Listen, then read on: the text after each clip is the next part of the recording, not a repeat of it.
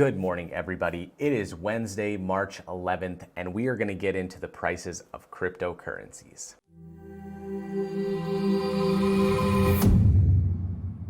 Let's jump right into Bitcoin at $7,880.43. This is actually down 1% from yesterday. Ethereum is at $200.28, also down 1% from yesterday.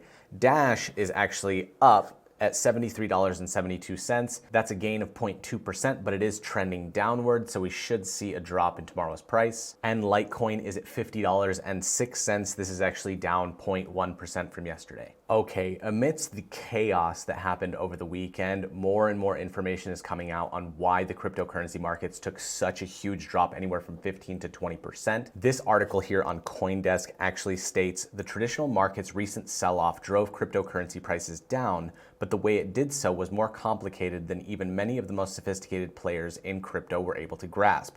That's because crypto's price drop was staged in the derivatives market.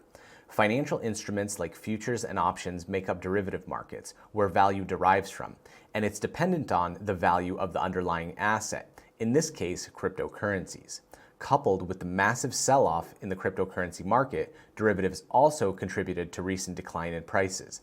In just 48 hours from March 7th to March 9th, Bitcoin fell 17% from $9,215 to a fresh 2-month low of $7,628. And as the S&P 500 tumbled 7% Monday, traders took to selling, not buying, crypto to deal with their own cash shortfalls.